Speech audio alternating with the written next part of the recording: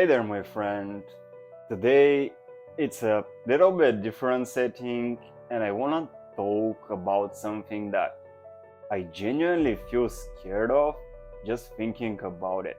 And this is basically the trap of toxic shame that is what's wrong with the self improvement industry that all of us are familiar with. Now, this industry that a lot of times diverts us from our authentic life path. And this is what I want to talk about and just share briefly about my experience with the self improvement industry.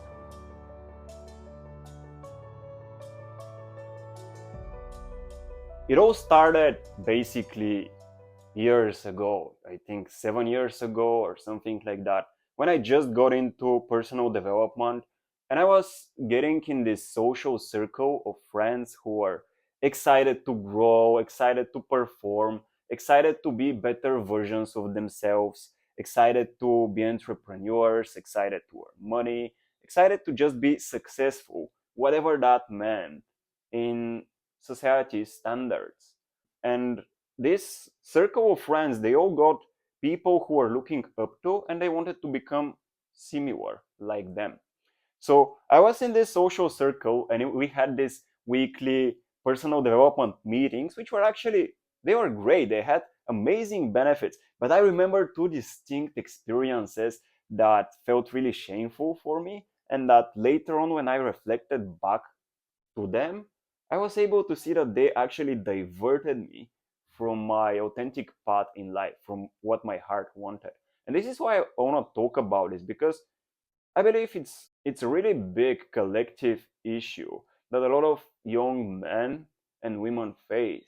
And if we can understand it better through self-reflection and more specifically talking about our personal experience, then we can pass through that issue mistake and not have to repeat the same mistake over again. So this is part of the reason why I want to talk about this. Okay, and I know this is a different setting. It's not like the videos I typically do, which are on a whiteboard that I can write on. No, this is totally unprepared. In fact, I just have a couple of notes on my laptop here, so I'll be looking at it and I'll be talking just genuinely whatever comes from inside. The first memory I remember was basically, I think it was back 6 years ago or something, when we were gathering for these weekly meetings that we needed to be accountable with the goals we set for each week. And so there was goal setting each week and accountability. It happened one day, in one day through the week. It was, I think, Sunday. And so I remember this exact moment when I was going to these meetings, and a lot of the people in my social circle back then were into pickup and business. And these were the main topics that we were talking about in these personal development meetings. And I remember that I felt like I needed to be part of that community in a way to not be banished. And to do that, I needed to settle for goals that were not mine. And that's why looking at it, reflecting on that right now, makes me feel a little bit ashamed of myself because I was pursuing a path that wasn't genuinely mine, that wasn't coming from my heart. And even though it was a valuable learning experience, I learned a lot through it. I learned all the ways that I was ashamed of myself, I was critical, and I was willing to do things that didn't feel comfortable just to earn people's validation. And I'm still reflecting on that issue at this point in my life, even though this happened 6 years ago.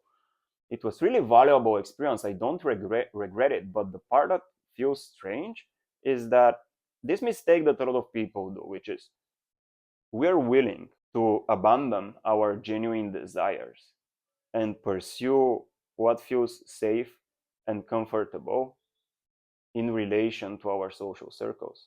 And I just want to ask you that how many times have you catched yourself doing that, maybe?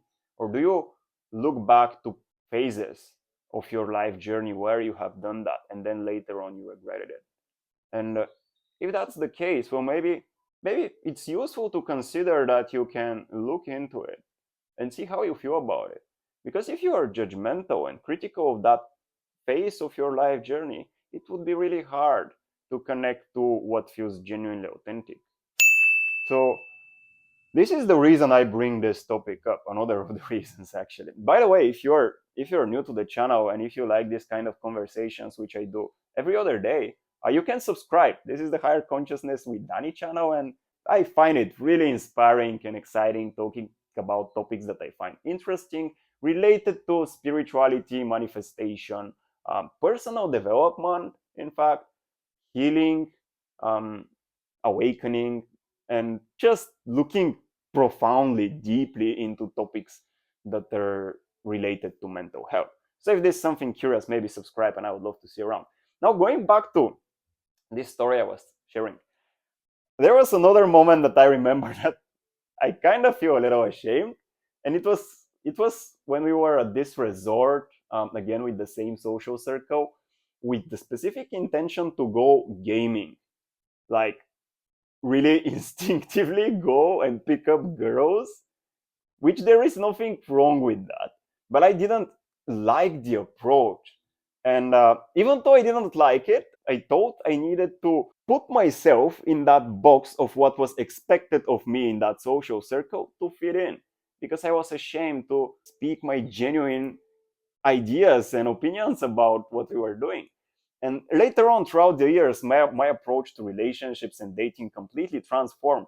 But looking back at this moment in time, which was again, I don't know, 6 years ago, maybe something like that, I felt really ashamed that we needed to go in with this pack around the resort we were in and just pick up different sets of girls, and literally with the intention to enjoy ourselves and then basically take what we can from from this set of girls. Yeah. Thank you for holding the space for me to share that, and I'm grateful that I found the courage to do so. Now, going back to what is the main purpose of these two stories, why I wanted to share that in the first place. A lot of time, the people we follow in the self-improvement industry guide us to a path of doing things that are not in alignment with our heart's desires. And yet, since we want to be a part of the community we belong to, we don't want to be banished from it. We feel responsible to follow standards that don't feel authentic, aligned with our highest values. And I just want you to take a moment and reflect on that. How frequently has that happened in your life? For me, it has happened many times. Like, I can remember at least 5 or more. And I just shared 2 situations with you. There are more, of course. I know that you might be ashamed of these moments, and this is the toxic shame that is not so frequently talked about in the self-improvement industry, yet it is a present issue that a lot of men and women just connecting to themselves face. And so what can we do about it? What can we do about it when we feel that toxic shame the moment we start pondering to embark on our authentic, genuine life journey? What feels genuinely inspiring for me, for you? Well, then we have to face that toxic shame of what we have regretted from the past. And this can be a little bit scary, right? And it's okay. There is nothing wrong with being scared. In fact, I highly encourage everybody to face their fears. The more I do that, the more I get to know myself better and the more courageous I become. So it's a beautiful process. It's also a process of self-love. So now I want to bring up another topic for a moment, which is if you've gotten to a place of heightened confidence and really loving yourself in life, and then you have found yourself to drop back down, what do you do in this moment? Because then the toxic shame arises, right? It comes from within, to be acknowledged, to be held the space for, to be validated, and maybe to be surrendered. And in my previous video, which is about transforming, changing your self-concept, I share this 6-step process. And I just want to touch upon one point of that 6-step process But you can check out the whole process in this video. I'll put it in the description also. When you fall back down from a moment when you have really loved yourself and you become really self-confident and you start to judge yourself that you've done something wrong, this is coming from this toxic shame that I'm looking at and I'm talking about. And it's a trap. This is the trap of the self-improvement industry. So all the memories that you hold of previous experiences you've had in which you have diverted from your own authentic, genuine life path, these memories that contain the shame, they make you doubt yourself, judge and criticize yourself. So in moments like that, I have found that it is necessary for us to take the time to pause and reflect and acknowledge the good work we have done, all the efforts that we have put, the lens through which we have seen ourselves based on what we have known at this moment in time. And so we can forgive ourselves. It's not necessary to judge ourselves. It's not in any way necessary. It doesn't contain value, intrinsic value. In fact, it only diverts you from your path further away. So what can you do about it? And this is also a message for me, by the way. So you want to spend more time and spend more of your focus to acknowledge, notice how you feel, rather than to think what you should be doing. What you should be doing doesn't matter as much as it matters why you're doing what you're doing and how you're doing it. The attitude you have, the approach you have to it, the feeling you bring to it, the vibe you bring to it. So what is this practice that you can find for yourself that you know works, and you know that it will help you put yourself in a better state whenever you feel down, instead of having to rely on self-judgment and criticism? For me, this is self-reflection. I really love just writing down some questions that throughout the day pop into my mind and I believe that I need to consider because I see some value in them, and then going back to those questions that I have written and considering them, reflecting on them, and they basically expand my awareness on what is possible, on what I'm experiencing. Question like that is, how do you instinctively present yourself to others? Like unconsciously, without thinking about it. Or how you instinctively respond to criticism. Because I can assure you, how you respond to criticism is how you respond to yourself whenever you're feeling low. This is something to consider. And how you instinctively react to failure and setbacks. Now, this is really powerful. This in and of itself is a topic for another video.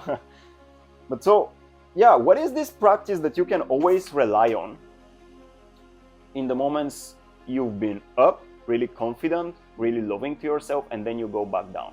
Instead of relying on self-criticism and judgment, what can you rely on? Maybe self-reflection, maybe meditation, maybe taking the time to just speak to yourself, look into your inner conversation, or just take the time to acknowledge, validate, and appreciate yourself for where you have come so far. This is always useful. So I don't want to extend this video and make it really big.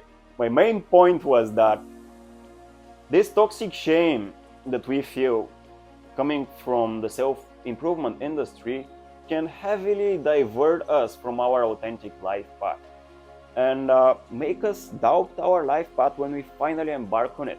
So whenever you acknowledge that toxic shame, it is valuable to consider that you can let it go and you can forgive yourself.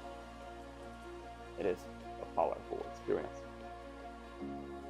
So just to leave you with this message, try to create safety and non-judgment through every step of the way. All the ups and downs you're going through. The more capable you are of that, the safer you feel through the downs, more specifically, the more frequent the ups will be in your life. So this was my message for the day. Now, if you found it valuable and if it was thought-provoking, if it made you think more deeply, ponder more profoundly, like it, comment down below. Let me know what's your experience with the self-improvement industry. I would love to connect, and I'm really curious what you're going through. I genuinely enjoy getting to know people better. So if you want to take the time, maybe write a comment below, and I would highly appreciate it. And if you're new to the channel, subscribe to it, because every other day I'll help you expand your awareness, step into higher consciousness, the consciousness of the heart, and fulfill your inner potential. This was everything from me. Thank you so much. Enjoy your day, my friend. Bye-bye for now.